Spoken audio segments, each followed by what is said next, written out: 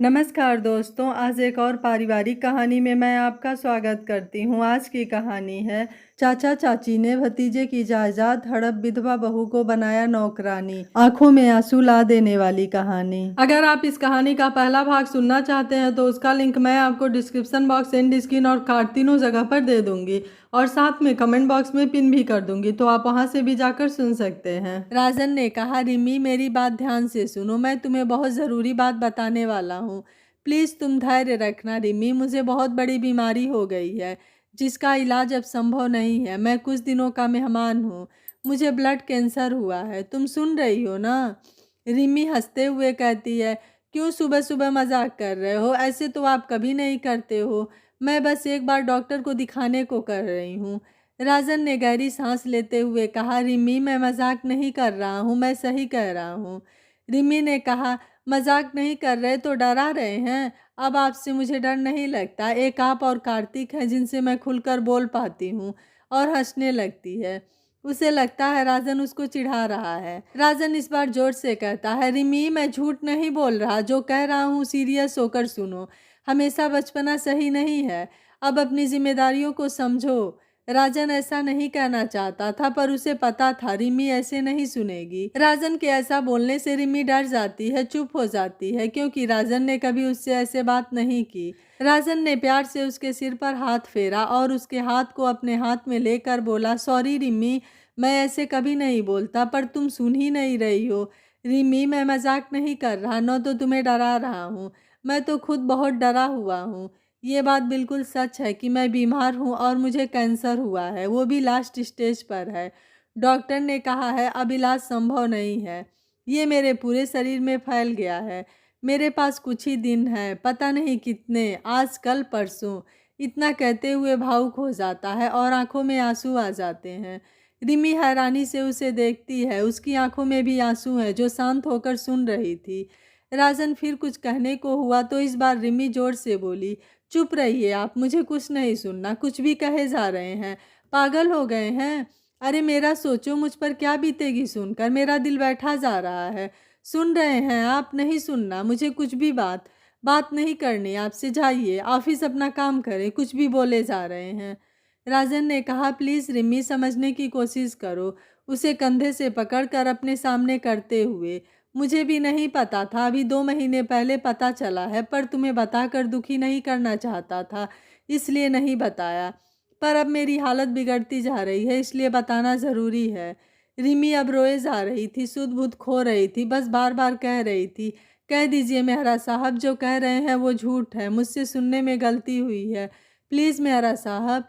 इतने में कार्तिक आ जाता है, उसे देखकर रिमी उसके पास जाती है, कहती है, कार्तिक देखो ये मेहरा साहब क्या कह रहे हैं, सुबह सुबह कुछ भी बोल रहे हैं। तुम मेरे भी अच्छे दोस्त हो ना, बोलो इनसे कुछ भी ना कहें। मैं अब बचपना नहीं करूंगी, अपनी जिम्मेदारियों को भी अच्छे से निभाऊंगी और पढ़ाई भी करूंगी, फिर तो कोई भी शिकायत नहीं होगी ना आपको, बोलो मेहरा साहब। कार्तिक ने राजन की तरफ देखा तो उसने इशारे से बताया कि मैंने सब बता दिया है, अब तुम ही संभालो रिमी को। राजन का इशारा समझते हुए कार्तिक ने रिमी को संभाला, उसे बैठाया, पानी पिलाया, फिर बोला, अब ठीक हो? उसने धीरे से हाँ में सिर हिलाया।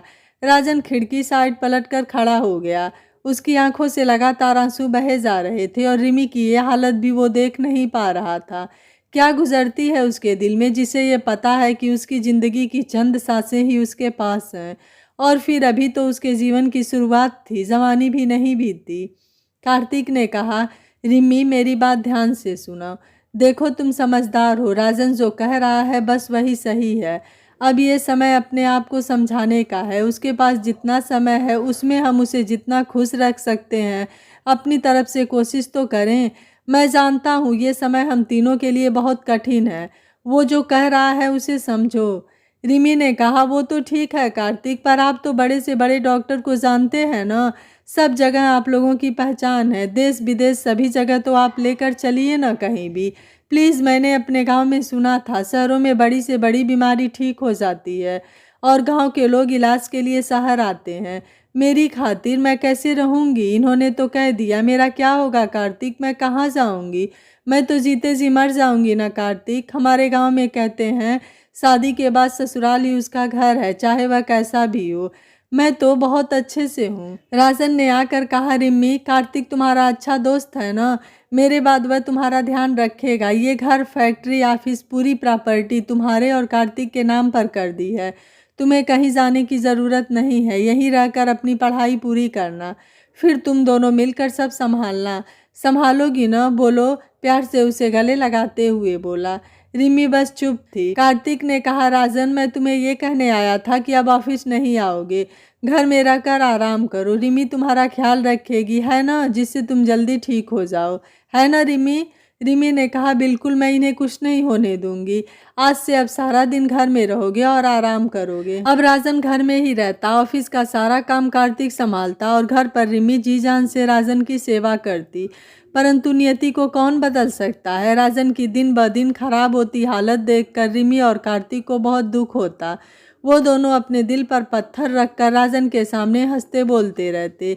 एक महीना भी नहीं बीता और एक दिन खून की उल्टी के साथ राजन की सांसों की डोर टूट गई। काल के गाल में समा गया। असमय ही गंभीर बीमारी ने राजन को लील लिया। रिमी के दुख का कोई पार नहीं था। चीखती चिल्लाती रह गई। आंसुओं की धारा एक मिनट के लिए भी आंखों से नहीं टूट रही थी। कार्तिक बेचारा अपने आप को जैसे तैसे समझा कर रिमी को संभाले हुए था। राजन के चाचा चाची को खबर दी तो वह भी आ गए। 3 दिन के क्रियाकर्म के बाद रिमी के माता पिता उसी के पास रुक गए, क्योंकि कार्तिक को ऑफिस देखना था। इधर चाचा चाची के दिमाग में अलग ही खिचड़ी पक रही थी। चलो, बिना कुछ करे ही हमारी मनसा पूरी हो गई, अब सारी जायदाद हमारी, बस कैसे भी करके उस कार्तिक और रिमी को ठिकाने लगाना है। जैसे ही कुछ दिनों बाद थोड़ा सामान्य होने लगा तो रिमी के माता पिता उसे किस्मत का हवाला देकर अपने गांव लौट गए। शादी के 9 महीने में ही रिमी की जिंदगी क्या से क्या हो गई, उसे अंदाजा भी नहीं था उसके साथ आगे क्या होने वाला था। इधर किसी से चाचा को पता चला कि राजन ने अपनी सारी प्रॉपर्टी रिमी और कार्तिक के नाम पर कर दी है तो वो बौखला गए और किसी तरह अपने नाम कराने की कोशिश करने लगे। रिमी के पास जाकर उसके सामने मगरमच्छ के आंसू बहाने लगे। रिमी बेटा, हमसे गलती हुई, हमें माफ़ कर दो, तुम्हारे साथ हमने बहुत गलत किया है। अब राजन नहीं है तो हम हैं तुम्हारे साथ, हमें पराया मत समझो, हम सब साथ में रहेंगे, तुम अपनी पढ़ाई पर ध्यान देना। और उसके साथ अच्छे से रहने लगे। उससे मीठा मीठा बोलते उसे अपने विश्वास में ले लिया। परंतु कार्तिक ने फिर भी रिमी को समझाया, रिमी, इनकी बातों में ज़्यादा नहीं आना, पता नहीं कौन सा षड्यंत्र रच रहे हो, संभल कर रहना। ऐसे ही कुछ दिन अच्छे से रहे। फिर एक दिन कार्तिक को किसी काम से बाहर जाना था तो मौका देखकर उस पर धोखे से पेपर पर साइन करा लिया। अब उनकी खुशी फूली नहीं समा रही थी कि सारी जायदाद उनकी हो गई। कार्तिक और रिमी को भनक भी नहीं लगने दिया कि उन्होंने क्या किया है और सामान्य बने रहे। उनका बेटा भी जेल में था किसी जुर्म में, तो रिमी को अभी कोई डर नहीं था। कार्तिक को किसी काम से 2 दिन के लिए विदेश जाना था तो वह रिमी को समझाने लगा, अच्छे से रहना, डरना नहीं, मैं 2 दिन में वापस आ जाऊंगा और तुम अपना ध्यान रखना। राजन के जाने के बाद रिमी बहुत चुप चुप रहने लगी थी। वह ज़्यादा बात नहीं करती, बस हाँ हूँ में जी जवाब देती। इसलिए कार्तिक को ज़्यादा चिंता रहती। बहुत ज़रूरी होता तभी वह शहर से बाहर जाता था। कार्तिक के बाहर निकलते ही रिमी का जी घबराने लगा, जैसे कुछ गलत होने वाला है। अपने आप ही उसकी आंखों में नमी आ गई और अपने कमरे में जाकर बैठ गई। चाचा चाची अपनी योजना सफल बनाने में लग गए। दोपहर से शाम हो गई, किसी ने उसे खाने पीने के लिए नहीं पूछा। रात में भी ऐसे ही सो गई। चाची ने आज घर के सभी नौकरों को काम से छुट्टी दे दी, बस चाचा चाची ही घर पर थे। सुबह भी रिम्मी बाहर नहीं आई तो चाची ने जोर जोर से बुलाना शुरू कर दिया, अरे वो महारानी, अब क्या घर में ही रहने का इरादा है या बाहर भी आओगी? आवाज़ सुनकर रिम्मी हड़बड़ा गई और डरते हुए चुपचाप बाहर आकर खड़ी हो गई। चाची ने कहा, क्यों देवी जी, दोपहर से सुबह हो गई, आपने दर्शन न दिए। अब हम तुम्हारे सामने पूजा प्रसाद का सामान ले आते हैं और भोग लगाते हैं। रिम्मी, नहीं नहीं, वो हम, उसके गले से डर के मारे आवाज़ ही नहीं निकल रही थी। चाची ने कहा, क्या वो में हम, जाओ जाकर हमारे लिए चाय नाश्ता बनाओ और खुद भी खाओ। चाय नाश्ता करने के बाद रिम्मी से चाची ने कहा, जाओ और अपना सामान बांधो और निकलो यहाँ से। रिम्मी की एकदम हैरानी से आंखें फैल गई। वह चाची को देखने लगी, शायद उसने कुछ गलत सुन लिया हो। ये आंखें फाड़कर क्या देख रही है? सुना नहीं? अपना सामान बांधो और निकलो यहाँ से। रिमी सहम गई। उसने कहा, मैं कहाँ जाऊंगी, मैं यहाँ किसी को नहीं जानती। चाची ने कहा, जहन्नुम में जा, कहीं भी जा, रिमी का हाथ पकड़ उसको बाहर कर दिया। रिमी चाची के पैर पकड़ते हुए बोली, चाची जी प्लीज़ ऐसा मत करिए, इतने बड़े शहर में मैं कहाँ जाऊँगी, मेरा यहाँ कोई नहीं है, प्लीज़ चाची जी कार्तिक को आ जाने दीजिए।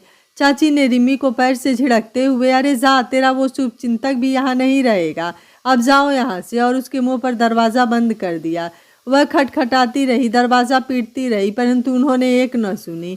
वह घबराई हुई वहीं दरवाजे पर बैठी रही, उसे सामान भी न लेने दिया। धीरे धीरे थके कदमों से गेट के बाहर आई। उसे ये भी नहीं पता किस दिशा में जाऊं, कहाँ जाऊं, कभी अकेले घर से नहीं निकली, उसे तो गांव का पता भी नहीं मालूम। पता नहीं भगवान मेरे साथ कौन सा खेल खेल रहे हैं, क्यों इतना कठोर हो गए भगवान। अपनी सुध बुध खोए रिमी बस चलती जा रही थी। 2 दिन से कुछ न खाने पीने से धूप में उसका सिर चकराने लगा। माली काका किसी काम से उस तरफ आ रहे थे, आज उन्हें भी छुट्टी दे दी गई थी। दूर से ही उन्हें देखकर लगा जैसे रिमी हो। वह उसके पास आए तो कहने लगे, अरे ये तो मालकिन ही हैं। उन्होंने आवाज़ लगाई, रिमी बिटिया बिटिया यहाँ क्या कर रही हो।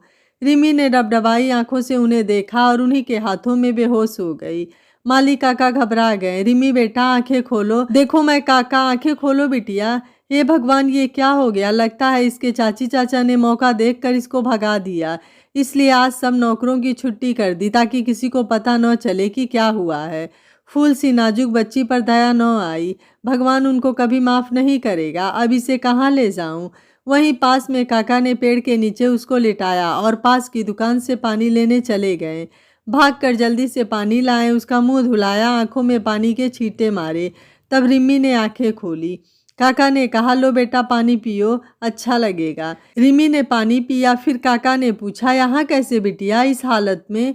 इतना पूछने पर रिमी उनके गले लगकर रोने लगी। फिर उसने काका को सारी बातें बताई। काका ने कहा, मेरा अंदेशा सही था, पर काका अब मैं कहाँ जाऊँ।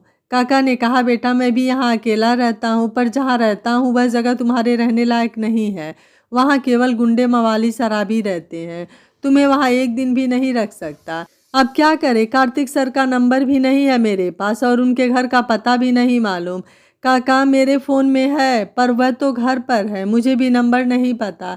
काका आप मुझे मेरे गांव की बस में बैठा दें, मेरे पास पैसे भी नहीं हैं और मुझे कुछ पता भी नहीं है। ठीक है बेटा, चलो मैं बस में बैठा देता हूँ, यही सही रहेगा। अपने माता पिता के पास चली जाओ। 17 साल की विधवा, सुंदर नाजुक सी, जहाँ जाती लोगों की गंदी नीयत का शिकार होती। लोग ऐसे देखते जैसे लड़की कभी देखी ना हो। बस स्टैंड पहुंचने पर पता चला गांव की बस आधे घंटे बाद है। टिकट लेकर काका ने एक महिला के पास व्यवस्थित बैठा दिया और कुछ खाने पीने का सामान दिया। बेटा ध्यान से खा लेना, नहीं तो तबीयत बिगड़ जाएगी। बाजू वाली महिला से जता दिया, बिटिया का ख्याल रखिए, रात भर का सफ़र है, सुबह बस गांव पहुंचेगी। महिला ने कहा, आप निश्चिंत रहिए, मैं हूँ। कहकर काका बस से नीचे उतर आए और बस छूट गई। काका रिमी को बस में बैठाकर नीचे आ जाते हैं। सुबह में बस गांव पहुंची। रिमी बस से नीचे उतरती है। उसका अपना गांव जाना पहचाना, इतने दिनों बाद गांव में आकर आंखें भर आई। गांव की एक एक गली जानी पहचानी। धीरे धीरे अपने घर की ओर चलने लगी।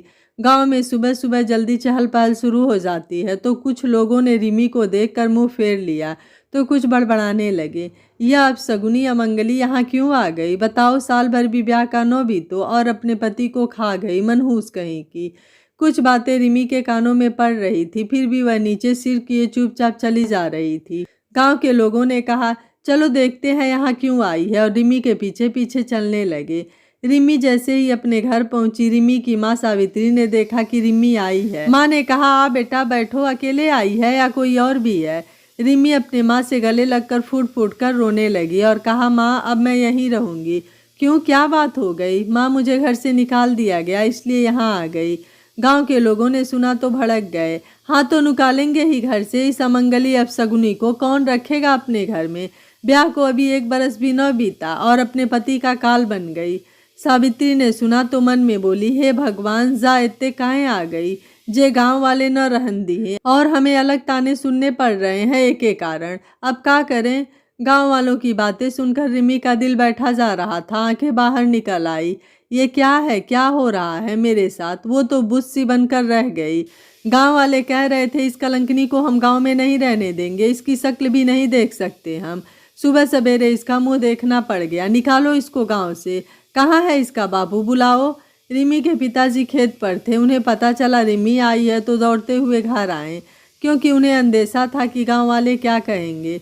घर आया तो देखकर घर के बाहर भीड़ लगी थी। भीड़ से ही किसी ने कहा, रामेश्वर, हम इसको यहाँ नहीं रहने देंगे, निकालो अभी यहाँ से। रामेश्वर उनकी बातों को अनसुना कर रिमी के पास आया और पूछा, बेटा यहाँ कैसे आई, अकेले आई है? तो सावित्री ने सब बता दिया कि इसका सब कुछ छीन कर ससुराल वालों ने घर से निकाल दिया है। रामेश्वर ने सुनकर गांव वालों से कहा, ये कहाँ जाएगी बेचारी, अभी इसकी उम्र ही क्या है, तनिक तरस खाओ, फूल सी बच्ची के साथ अनर्थ पर अनर्थ हो रहा है। गांव के लोग, अरे वाह रामेश्वर, अपने गांव के कायदे कानून भूल गए क्या? शुरू से यही होता आया है कि साल भर के अंदर उसके पति की मृत्यु हो जाती है तो उसे सादे कपड़ों में सिर मुड़वा कर किसी भी तीर्थ स्थल के आश्रम में भेज दिया जाता है। आज अपनी बेटी की बात आई तो भूल गए, नहीं तो सबसे आगे तुम ही रहते हो। रामेश्वर चुप हो गया। सही तो कह रहे थे ये लोग, आज से पहले सबसे आगे मैं ही रहता था, आगे इन सब नियम कानून में। फिर भी रामेश्वर ने एक बार फिर कोशिश की, इतनी सी उम्र में हम कहाँ भेजें, आप लोग सोचें। गांव वालों ने कहा, ये सब नहीं पता, अब फैसला सरपंच ही करेंगे। अरे कोई बुला कर ले आओ सरपंच को। रिमी के भाई भाभी भी तमाशा देख रहे थे, वो भी कुछ न बोले, क्योंकि वो खुद ही जायदाद के लालच में उसके पास जाने वाले थे। उन्हें पता चला अब इसके पास कुछ नहीं है तो उन्होंने भी अपना मुंह फेर लिया और तमाशा देखने लगे। बाप बड़ा न भैया, सबसे बड़ा रुपया। गांव के मुखिया जी को बुलाया जाता है। मुखिया जी आते हैं और सारी बातें सुनते हैं।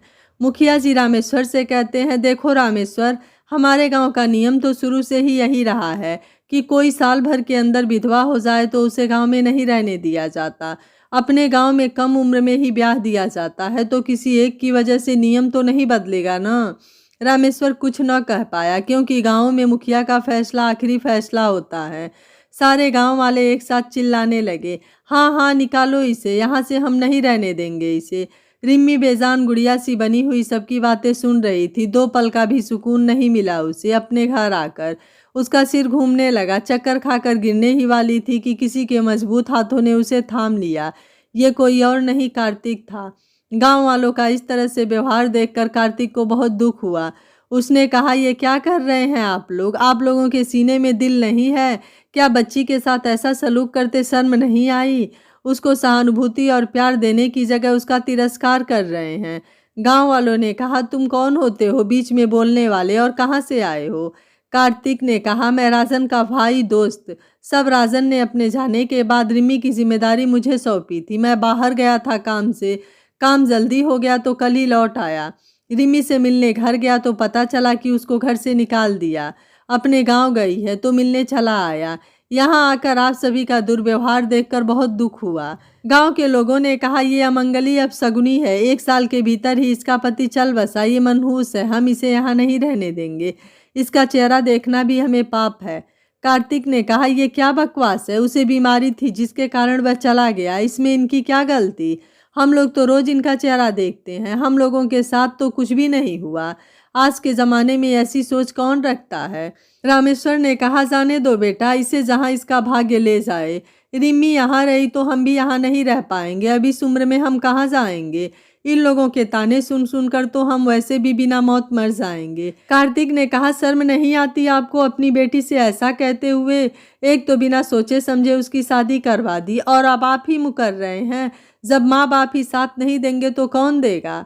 रामेश्वर ने कहा, बेटा, हम जिस समाज बिरादरी में रहते हैं वहाँ के कायदे कानून तो मानने पड़ेंगे, उससे बाहर तो नहीं जा सकते। अब इससे ब्याह भी कौन करेगा? तीर्थ स्थल पर धर्म ध्यान करेगी तो इसके लिए अच्छा है। कार्तिक ने कहा, क्यों क्यों नहीं करेगा कोई इससे ब्याह? अभी उम्र ही इसकी क्या है, और विधवा होना कोई गुनाह तो नहीं। सबकी जिंदगी और मौत लिखी होती है, उसमें कोई कुछ नहीं कर सकता। अभी जिस उम्र में ये है उस उम्र में लड़कियां पढ़ती हैं, लिखती हैं, अपने सपने बुनती हैं, अपना बचपना जीती हैं। आप लोगों ने तो उसका सब कुछ छीन लिया। यहाँ तो बिना मौत के मौत से बदतर सजा सुनाई जा रही है। गांव वाले बोले, ए शहरी बाबू, आप हमें प्रवचन न दें, अपनी वकालत नहीं झाड़ें, हमें अपना काम करने दें। कार्तिक ने कहा, कौन सा अच्छा काम कर रहे हैं आप? जीते जागते इंसान को बिना गुनाह के सजा दे रहे हैं। बहुत अच्छा न्याय है। विधवा हो जाने से इंसान इंसान नहीं रह जाता क्या? उसकी आत्मा, भावनाएं, इच्छाएं मर जाती हैं। अरे भाई, उन्हें भी समाज में जीने का अधिकार है, दोबारा अपनी जिंदगी में रंग भरने का अधिकार है। आज इस स्थिति में लाने वाले भी आप ही लोग हैं। उन्हें पढ़ाइए लिखाइए, इतना सक्षम बनाइए कि अपने पैरों पर खड़ा करें, विपरीत परिस्थितियों में किसी का सहारा न लेना पड़े। अब गांव और शहर में कोई अंतर नहीं है, फर्क तो सिर्फ सोच का है। ससुराल वाले ऐसा दुर्व्यवहार करें तो मान भी लें, आप तो मायके वाले हैं। आप लोगों की बेटी है, उसका घर है। बेटियां माँ बाप के घर ही तो आती हैं। आप लोग बताइए, जब से यहाँ आई हैं इनका मुंह देखने से किसका मंगल हुआ, कौन सा अपशगुन हो गया। कार्तिक ने कहा, विधवा को एक कमरे में रहने से, फीका खाने से, सिर मुड़ाने से क्या हो जाएगा, बताइए। अपनी सोच बदलिए, इंसानियत दिखाइए। किसी को दया नहीं आई कि 17 साल की बच्ची कहाँ जाएगी, क्या करेगी। रिमी के भाई ने कहा कि आप कौन हैं जो इस तरह से इतना ज्ञान दे रहे हैं। अरे आपसे कहेंगे तो आप करेंगे उससे ब्याह, अपनाएंगे उसे। बड़े आए हमदर्द बनने वाले। बातें करना सरल है, निभाना मुश्किल है। कार्तिक ने कहा, मैं रिमी को यहाँ से ले जाने ही आया हूँ। राजन ने मुझसे कहा था इन्हें पढ़ा लिखा कर काबिल बनाना, ताकि अपने पैरों पर खड़ी हो सके, और इनका साथ हमेशा देना। रिमी चाहेगी तो मैं उससे शादी करने को भी तैयार हूँ। विधवा विवाह कोई पाप या जुर्म नहीं है। किसी की जिंदगी में उसकी मर्जी से उसे खुशियां देना, उनमें रंग भरना, उनका साथ देना गलत तो नहीं है। सन 1886 में सरकार ने खुद विधवा विवाह पुनर्विवाह की मान्यता दी थी, और अब तो सरकार भी ऐसे लोगों को कल्याणी नाम से संबोधित करती है। और तो और विधवाओं के लिए कई प्रकार की कल्याणी योजनाएं चलाई जा रही हैं। जब सरकार इतना सोचती है तो हम और आप कौन होते हैं किसी की जिंदगी का फैसला लेने वाले। उसका दुख नहीं बांट सकते, सहानुभूति नहीं दे सकते, मार्मिक भाव नहीं रख सकते, तो कम से कम अत्याचार तो मत करो, दुर्व्यवहार तो मत करो। कैसे माँ बाप भाई हैं जिन्हें लोगों के कहने पर अपनी बेटी अपनी बहन का दुख दिखाई नहीं देता। उन्हें बेटी से बढ़कर समाज, बिरादरी और उनके नियम कानून ज़्यादा ज़रूरी हैं। पर कहते हैं न, लोगों की सोच को बदलना इतना आसान नहीं होता। उन्हें अपने बरसों पुराने बनाए नियम ज़्यादा ज़रूरी हैं, खास तौर पर गाँव में। कार्तिक ने कहा, चलो रिमी, क्या तुम चलोगी मेरे साथ। रिमी तो अपनी सुध बुध खोए बस एकटक सबकी बातें सुन रही थी। उसे कुछ समझ नहीं आ रहा था कि क्या हो रहा है उसके साथ। एक हादसे ने उसका जीवन ही पलट गया। मानो मर्यादाओं के आगे खून के रिश्ते भी बदल गए। कोई किसी का नहीं होता। अपनों से बढ़कर आज एक पराया मेरे लिए खड़ा है। कार्तिक ने रिमी को ऐसे खोया हुआ सा देखा तो फिर से कहा, रिमी रिमी, सुन रही हो ना। रिमी को कंधे से पकड़कर झकझोरा, रिमी कहाँ खोई हो, क्या हुआ। तो रिमी एकदम से हाँ हाँ कहकर बोली, रिमी मैंने कहा मेरे साथ चलोगी ना राजन का सपना पूरा करने। रिमी ने कहा, हाँ कार्तिक चलो चलूंगी। हाँ है ही कौन हमारा, हमारे अपनों ने तो हमें मरने के लिए छोड़ दिया। एक नज़र गांव वालों और अपने घर अपने परिवार को देखा और कार्तिक के साथ गाड़ी में बैठ गई। एक नज़र पलट कर नहीं देखा और चली गई, कभी न वापिस आने के लिए। गांव वाले और परिवार के लोग चुपचाप मूक दर्शक बने हुए उसे जाते देखते रहे। सावित्री की रामेश्वर की आंखों से जरूर आंसू लुढ़क आए। अपने नियम कानून में जकड़े होने के कारण कुछ नहीं कर पाए, क्योंकि आज से पहले इस तरह के फैसले रामेश्वर ही आगे बढ़ बढ़कर करता था। रामेश्वर मन में सोचता है, शायद मुझे किसी की आह लगी होगी, तभी आज यह स्थिति मेरे साथ हुई है और मैं कुछ नहीं कर पाया। किस मुंह से किससे क्या कहे। मेरे कर्मों की सजा मेरी बेटी को मिली है। गाड़ी में रिमी एकदम चुपचाप मुरझाई सी बैठी हुई थी। कार्तिक ने एक ढाबे पर गाड़ी रोकी और रिमी से कहा, रिमी बाहर आओ, मुंह हाथ धो लो, अच्छा लगेगा, चेहरा देखो पीला पड़ गया है। रिमी ने कहा, मन नहीं है। कार्तिक ने कहा, रिमी बाहर आओ, कल से कुछ नहीं खाया पिया है, गांव में भी केवल ताने ही मिले हैं, चलो आओ। रिमी बाहर आकर हाथ मुंह धोती है, फिर दोनों ने खाना खाया, वापस सफ़र करने लगते हैं। रिमी धीरे से कार्तिक से पूछती है, कार्तिक मैं कहाँ जाऊंगी। कहाँ जाऊंगी मतलब, कार्तिक ने चौंक कर पूछा। मैं ले जा रहा हूँ, मतलब मेरे घर चलोगी, और कहाँ। पर कार्तिक मैं तुम्हारे घर पर रहूंगी, तुम्हें कुछ हो गया तो। तुम भी ऐसा सोचती हो, तुम्हारी वजह से सब हुआ है। इतना लंबा चौड़ा भाषण मैं तुम्हारे गांव वालों को देकर आया, तुम्हारे दिमाग में कुछ नहीं घुसा जो ऐसा सोचती हो। कार्तिक प्यार से समझाता है, देखो रिमी, राजन की बीमारी का पता हमें लास्ट स्टेज पर चला। इसका मतलब उसको ये बीमारी सालों पहले ही अपनी जड़ें बना चुकी थी, और तुम्हारी शादी को अभी 8-9 महीने ही हुए हैं। कैंसर एकदम से लास्ट स्टेज पर नहीं होता। राजन अपने प्रति लापरवाह था, इसलिए उसने समय पर ध्यान नहीं दिया। अरे कभी कभी तो भाई खाने पीने के लिए भी मुझे ही याद दिलाना पड़ता था, नहीं तो अपने काम में ही डूबे रहता था। तभी तो इतनी कम उम्र में इतनी सक्सेस पाली। बिजनेस में देश विदेश में उसका नाम चलता है। अपने आप को दोष मत दो, और जो हो गया उसे वापस नहीं ला सकते। उसकी खुशी के लिए हमें खुश रहना है, उसका सपना पूरा करना है। पढ़कर तुम्हें उसका बिजनेस संभालना है, या जो तुम करना चाहो तुम्हारे ऊपर है। रिमी ने कहा, पर कार्तिक, तुम्हारे घर पर रहेंगे तो लोग बातें बनाएंगे। लोग तो कहने के लिए ही होते हैं, साथ कोई नहीं देता, ये तुम अच्छी तरह देख चुकी हो। हम अच्छे दोस्त हैं ना। तुम्हें मुझ पर विश्वास है कि नहीं? बोलो रिमी, तुम्हें विश्वास है? हाँ, मुझे तो विश्वास है, पर फिर भी कार्तिक। रिमी, तुम्हें भरोसा है तो अब मुझे किसी की फिक्र नहीं है। कार्तिक ने कहा, अब जाकर सबसे पहले मुझे जॉब ढूंढना है, क्योंकि चाचा ने ऑफिस में कब्जा कर लिया है और मुझे तो वो ऑफिस में पैर भी नहीं रखने देंगे। वैसे भी वो लोग मुझे शुरू से ही पसंद नहीं करते। थोड़ी देर में थकान से रिमी सो जाती है। देर रात तक अपने घर पहुंच जाते हैं। कार्तिक रिमी को उठाता है। रिमी, उठो, घर आ गया, अंदर चल के सो जाओ। दोनों अंदर जाकर अपने अपने कमरे में चले जाते हैं।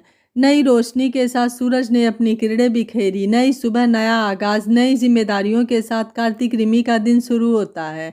कार्तिक ने रिमी को घर दिखाया, रसोई घर दिखाया और कहा, अब तुम यहाँ अपने हिसाब से सामान देख लेना और जो चाहिए हो माली काका को बता देना।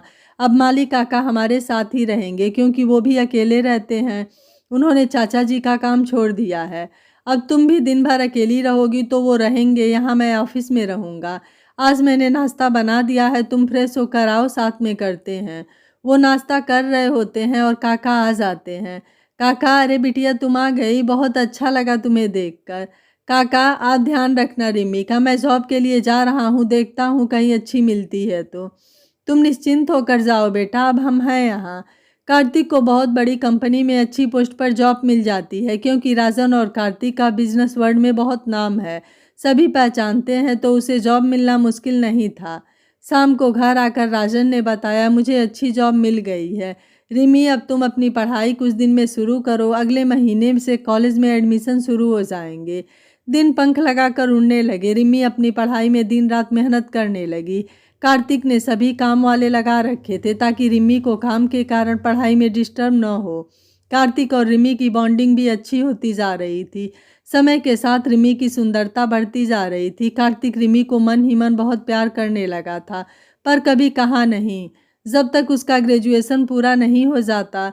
रिमी अब 22 की हो गई, उसकी पढ़ाई पूरी हो गई। आज MBA का रिजल्ट था, जिसमें उसने पूरे कॉलेज में टॉप किया।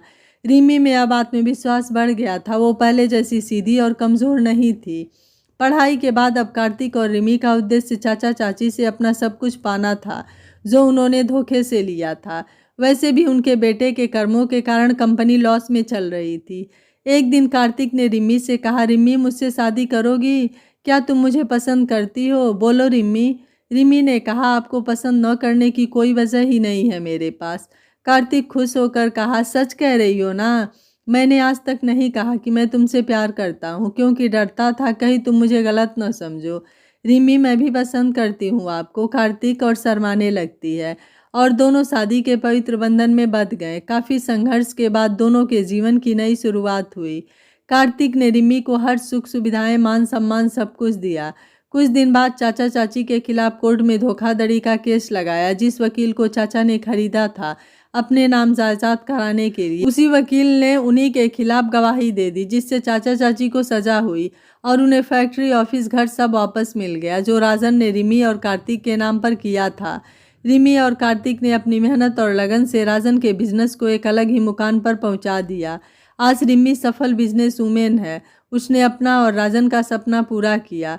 राजन की याद में उन्होंने राजन के घर में एक विधवा आश्रम खोला, जिसका कोई नहीं है और असहाय हैं, उनको यहाँ शरण दी जाती है और हर प्रकार की सुख सुविधाएं दी जाती है। और एक आश्रम उसने अपने गांव के बाहर खोला, क्योंकि गांव के लोगों की सोच को बदलना इतना आसान नहीं होता। भारत में आज भी बहुत से गांव ऐसे हैं जहां ऐसी मान्यताओं को माना जाता है। गांव में क्या, शहरों में भी अच्छे अच्छे पढ़े लिखे लोग भी इन प्रथाओं को मानते हुए देखे जाते हैं। सुबह से उठकर उनका मुंह न देखना, जो वॉशरूम वो उपयोग करें उसमें घर के किसी सदस्य का न जाना, शुभ कार्यों में शामिल न करना। बहुत से ऐसे उदाहरण मैंने आंखों से देखे हैं। विधवा का दूसरा विवाह होना कोई अपराध नहीं है। उन्हें अपनी मर्जी से जीवन जीने का अधिकार है। उन्हें सम्मान की जिंदगी दे, दुख में उनका सहारा बने, सहयोग करे, अपनापन दिखाएं, उन्हें अपमानित कर छोटा न दिखाएं। ज़िंदगी इंसान को एक ही बार मिलती है, हम भी समाज में अच्छे से रहें और दूसरे को भी रहने दें, क्योंकि हर रिमी को कार्तिक नहीं मिलता। यह कहानी आपको कैसी लगी? आप मुझे अपनी राय कमेंट बॉक्स में ज़रूर दीजिएगा। वीडियो पसंद आया है तो वीडियो को लाइक शेयर एंड चैनल को सब्सक्राइब कर लीजिएगा। Thank you for watching. मिलते हैं अगली कहानी में।